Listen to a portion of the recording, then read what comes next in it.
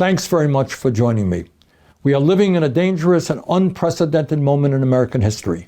And I'm getting a lot of calls from people who are not only upset about what's happening, but are wondering how we best go forward.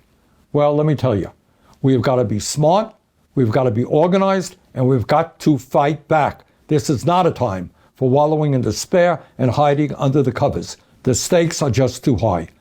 We're not just fighting for ourselves. We're fighting for our kids, for future generations. We're fighting for the future of this planet.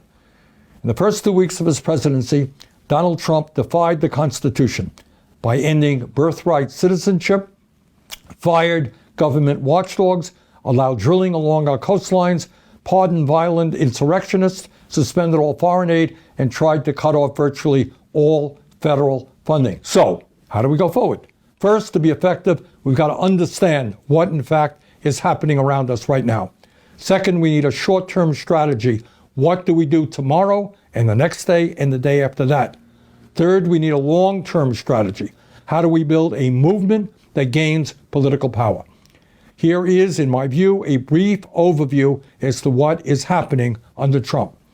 Most importantly, the move toward oligarchy in our country, government run by the rich and the powerful, is proceeding rapidly. And it's not being done secretly. A little over a week ago, Donald Trump was inaugurated for his second term. Standing right behind him were the three richest men in the world, Elon Musk, Jeff Bezos, and Mark Zuckerberg.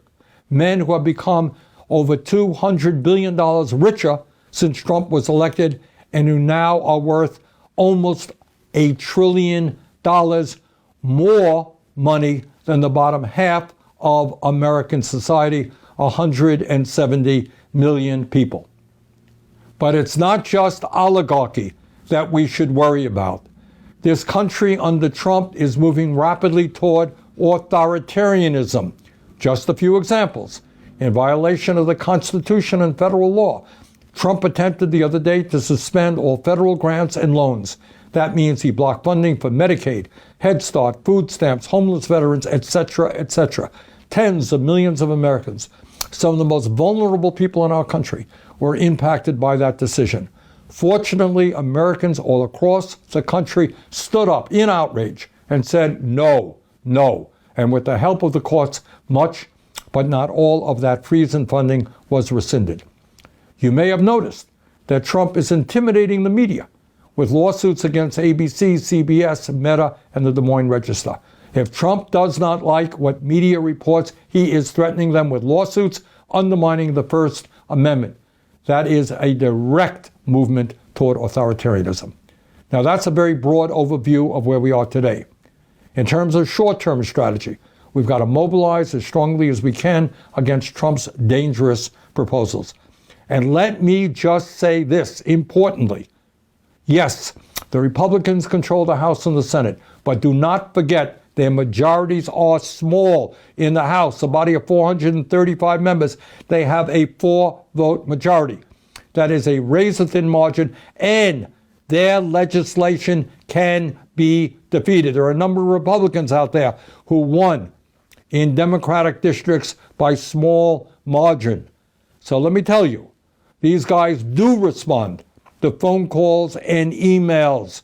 So if there's a piece of legislation you disagree with, get on the phone and call the Capitol switchboard at 202-224-2131. And what is some of that legislation that we should be concerned about? Republicans right now are working on what's called a budget reconciliation bill.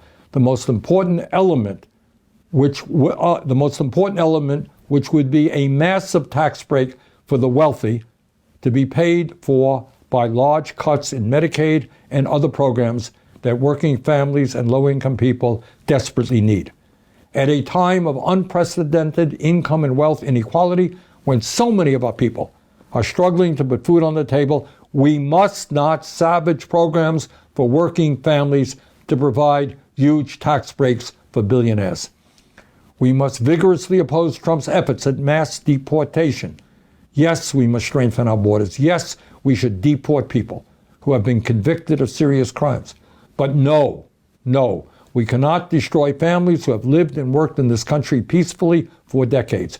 Not only is Trump's mass deportation program immoral, it will have a severely negative impact on our economy. As all of you know, we are seeing extreme weather disturbances and devastation in our country and all over the world related to climate change. Think about LA, think about North Carolina. We must vigorously oppose this absurd drill, baby, drill doctrine, which will only make an incredibly dangerous climate situation even worse. And those are just a few of the issues that are coming down the pike. But we cannot just play defense. We have got to be on the offense. Please never forget that the agenda that we are fighting for is widely supported by working families all across this country, and we must continue to fight for that agenda. The American people do not want cuts to Medicaid and the privatization of Medicare. They understand that health care is a human right, not a privilege. We must continue the struggle for Medicare for all so that every American has the health care that he or she needs. That's not a radical idea. That's what Americans want.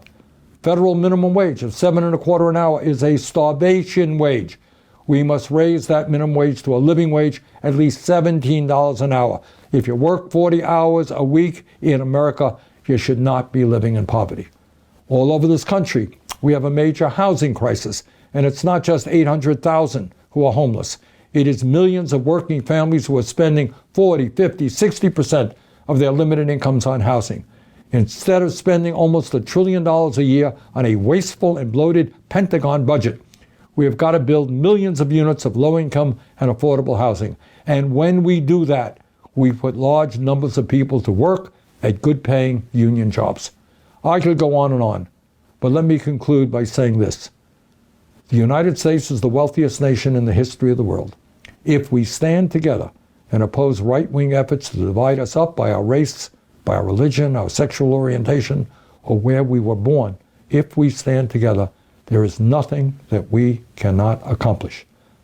Bottom line, let us go forward and fight for a government and an economy that works for all, not just a few. We simply do not have the luxury of moaning and groaning. We have got to stand up and fight back. We can do it. Let's go forward together. Thank you very much.